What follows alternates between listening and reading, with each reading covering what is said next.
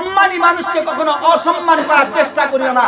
সম্মান তুমি দাও না, সম্মান দেওয়ার মালিক হলো আল্লাহ, বেইজ্জতি করার মালিক হলো আল্লাহ। তুমি যতই নিজে সম্মানিত হতে চাও না কেন, তোমার কর্মগুলো যদি রাসূলের আদর্শ অনুযায়ী না হয়, তাহলে বুঝতে হবে তোমার কর্মগুলোই তোমাকে একদিন অসম্মানিত করে, লাঞ্ছিত গঞ্চিত করে এমন অবস্থায় পৌঁছে দিবে, ইঁদুরের গর্ত পর্যন্ত পাবে না পালানোর জন্য। বলেন ঠিক কিনা?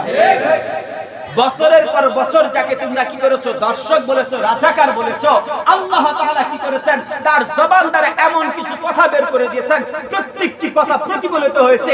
এরকম করে আল্লাহর ওলি যাদেরকে তোমরা কি করেছো, যাদের চোখের পানি ঝরিয়েছো, আজকে তাদের চোখের পানি আল্লাহর কাছে যখন কবুল হয়ে গিয়েছে, বাংলার মাটিতে তোমাদের থাকার মতো জায়গা পর্যন্ত হয় নাই। বলেন ঠিক কিনা?